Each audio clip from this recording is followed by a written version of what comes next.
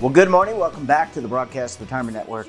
I'm Jeff Snyder. This is BRN AM for Tuesday, June 27th, 2023. And our top story today, don't hold your money in payment apps for a long period of time. And joining me now to discuss this and a lot more, Amy Zirkle is with the Consumer Financial Protection Bureau. Amy, it's great to see you. Thanks so much for joining us on the program this morning. Thank you. Thank you for having me. Yeah, look, this is a pretty important topic, and I know we're talking about a release that was put out recently, within the last month, about P2P apps.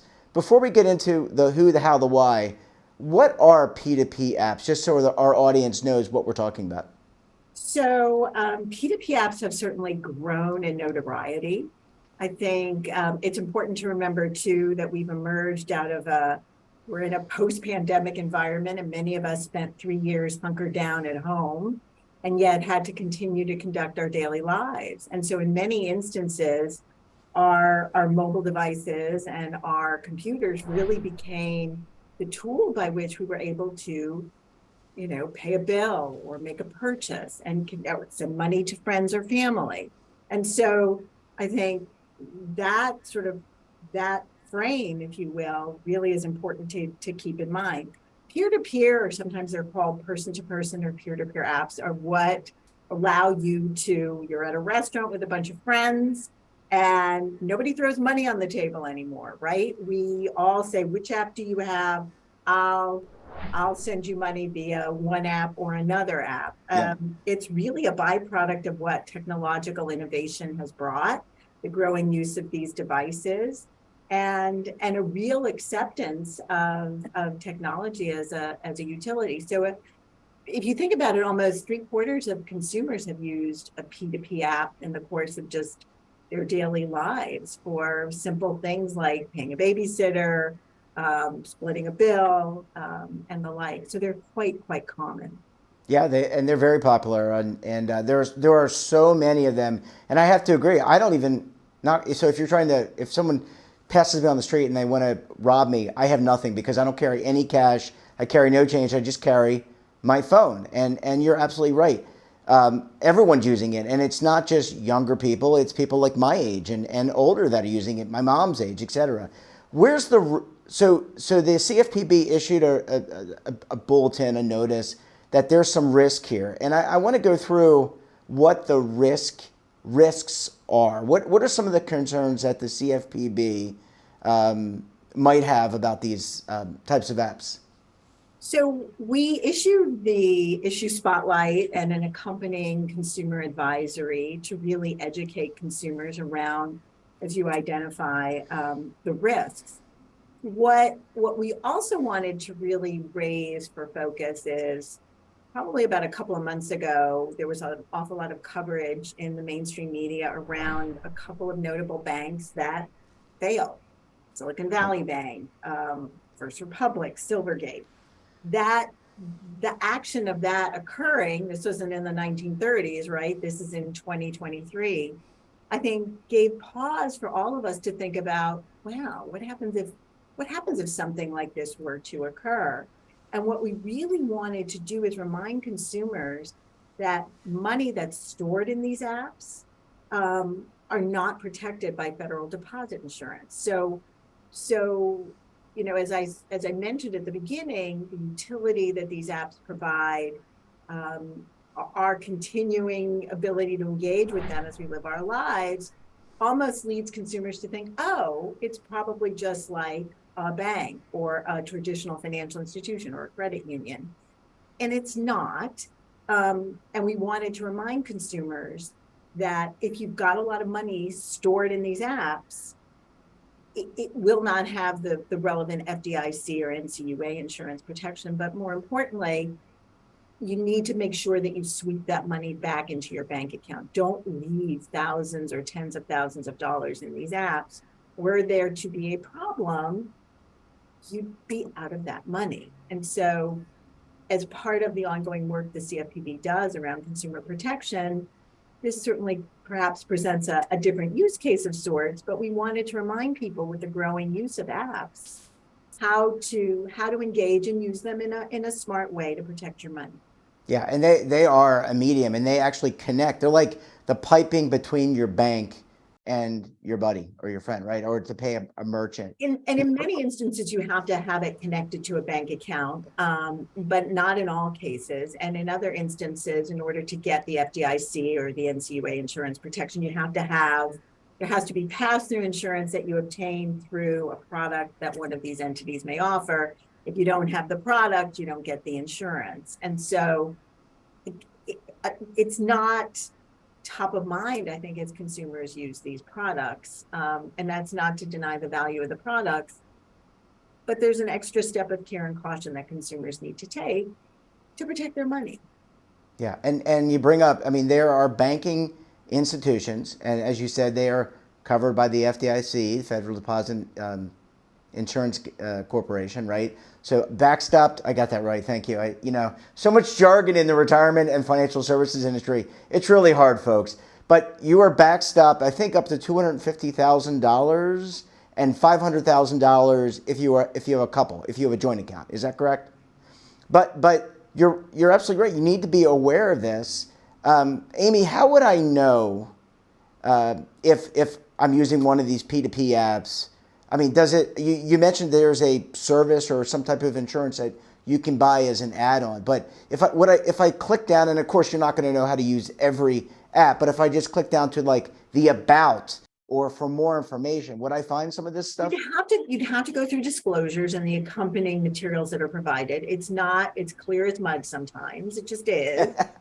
And that's the challenge. And so I think we saw a lot of these disclosures as murky and confusing. And so there too is part of the challenge. I think if you're gonna use these apps, which are extraordinarily effective, and again, you go out with a bunch of people, you can split a bill, to really pay attention to how much money you're keeping in that app.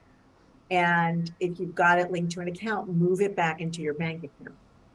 Yeah, really, really smart advice. Amy, I've got to take a very quick break. When we come back, we're going to talk more about P2P apps. We'll talk about scams. There are a lot of scams out there. You're going to want to stay tuned right here on BRN AM.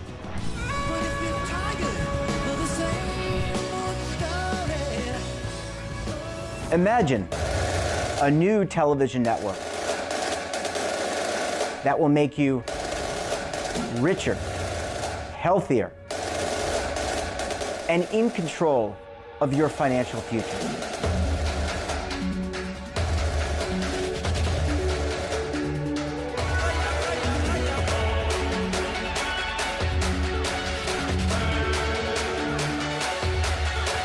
This network is for the policewoman in Nashville, Tennessee, the baker in Dubuque, Iowa, the teacher in Lexington, Kentucky. We want to make the idea of savings and retirement culturally relevant. But what do you see as a defining issue of the midterms? Especially for the smaller businesses. I mean, they are the lifeblood of the American economy.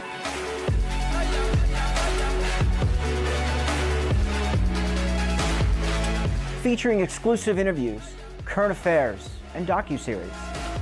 33 years old, you retired early. The philosophy is money only matters if it helps you live a life that you love. But you got to start thinking about retirement as soon as you get in. The Broadcast Retirement Network will drive very high engagement with premium partnerships. So this isn't retirement and savings for your parents or grandparents. This is for all Americans. And we're going to change the way you think about money.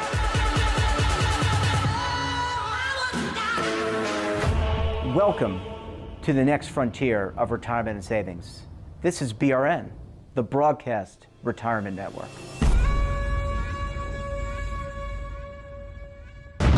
Tax audits, tax liens, wage garnishments. Every day we hear stories like this about good folks who are simply struggling to pay their bills.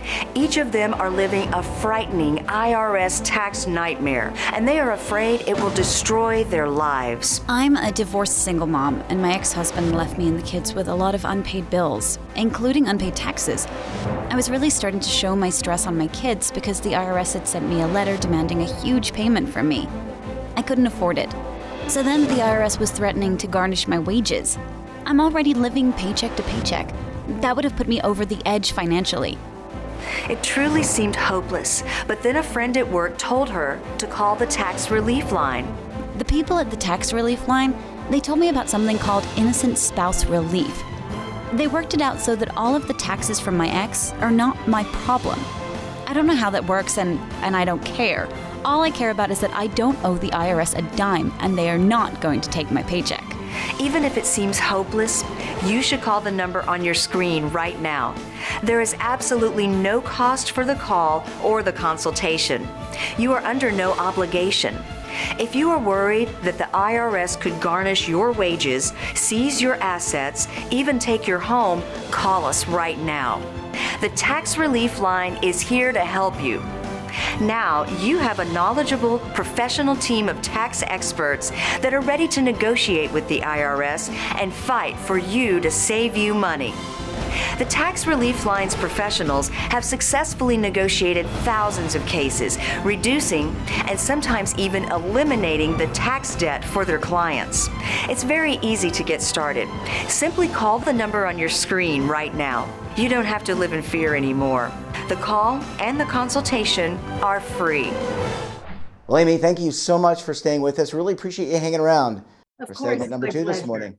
And by the way, I mean, and just to give us, I should have asked you this at the first segment, but can you just tell us a little bit about the CFPB? Because I think people need to be aware. We're going to put the link to the website and everything, but the things that you all advocate for in terms of protections, it's not just P2P apps. There's a lot of financial products y'all are looking at. Indeed, indeed. The Consumer Financial Protection Bureau is a young agency. We're about, I think, 11 years old or thereabouts.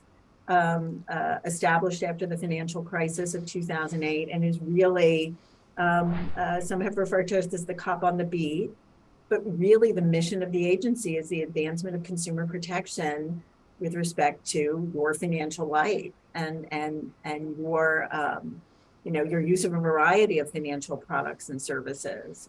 I live in a world of payments and deposits, but we do an awful lot of work again in the housing and mortgage space, the small business arena, student lending, auto lending, debt collection, a wide cross-section of authority that the agency has to protect consumers and to ensure that consumers are treated fairly and equitably in how they live their financial lives across a wide segment of the population as well. We have a number of offices too focused on covered communities and populations, particularly underserved Americans, service members, students, older Americans.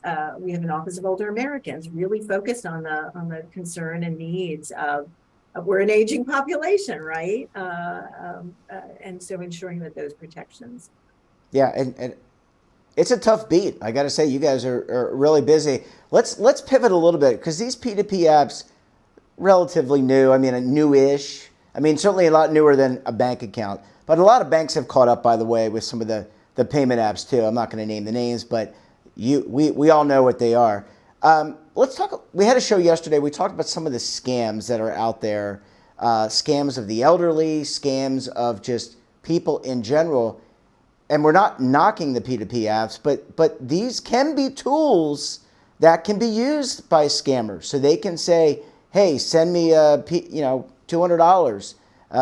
You need to send me $200 and use this app and send it to me. So people need to be vigilant not only about the protections afforded to them under the FDIC and how they don't apply to these P2P apps, but they also need to be aware of how scammers can use them. Yeah, as we chatted at the beginning, and I talked about the growing use and utility of those apps and our reliance on them through the pandemic.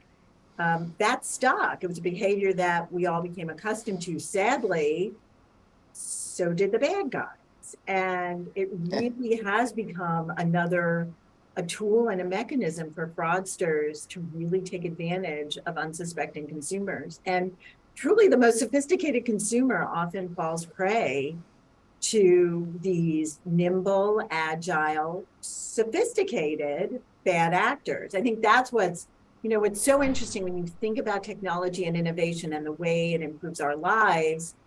The bad guys are also really good at using that same technology to mislead you and to entice you into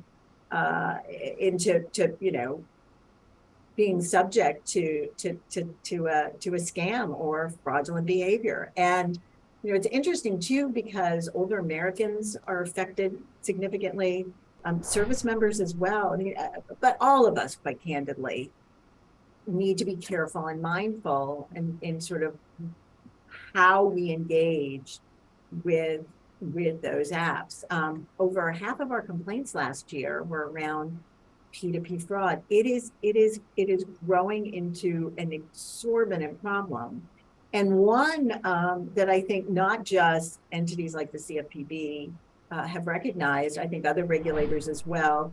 In addition to market participants, I think you're starting to see, consumer advocates certainly advocating for ways that consumers need to engage and approach how they use these products, but also financial institutions, credit unions, and the like. Everyone's trying to collectively think through, how do we manage as we confront more use of the product, more bad actors using the product, and what is really a scam and what isn't a scam. And that's another area of great focus at the Bureau. We're trying to, as I know, work with a wide cross-section of stakeholders, not just the advocates, the banks, the credit unions, the non-banks, all of the entities, in trying to think about how do you preserve and advance a healthy ecosystem that consumers all have trust in, that companies that offer these products and services continue to do so in a manner that protects their customers as well. I mean, collectively, it is a huge problem that we're trying to think through and figure out what's an effective path forward. And the only other point I'll add too is I think law enforcement participants as well, whether you talk to the FBI, the Secret Service, they're all realizing the extent of the web, the network of scam rings and fraudulent actors that are really preying on unsuspecting consumers. Yep. Well, you got to be vigilant, and you got to have big arms, Amy, because you got to get your arms around all these things as a CFPB. Really, really tough to do. I'm sure, it's probably a very enthralling job, a great job, but at the same time, it's a difficult job because you have to know so many things. Amy, we're going to have to leave it there. Great to see you. Thanks so much for joining us. We look forward to having you and the CFP back on the program very soon. Thank you. Thank you for having me. And that wraps up this episode of BRNAM. Have a topic of interest, someone you think we should talk to, drop us a line. And don't forget, for all the latest curated news and lifestyle, wellness, finance, tech, so much more, and all in one place, check out today's edition of our daily newsletter, The Morning Pulse. Want to search our archives, check out our latest content, visit our website, and of course, all of our streaming partners. We're back again tomorrow for another edition of BRNAM. You're not going to miss it. Until then, I'm Jeff Snyder. Stay safe, keep on saving, and don't forget, roll with the changes.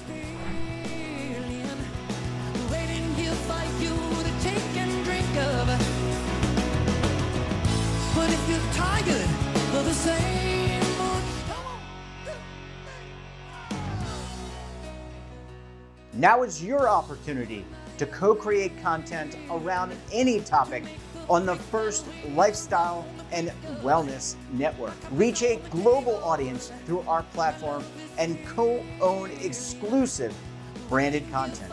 All of our programs are available on demand and also as audio-only podcasts, so you can take us on the go. Broadcast Retirement Network, available anytime, anywhere, and on any device.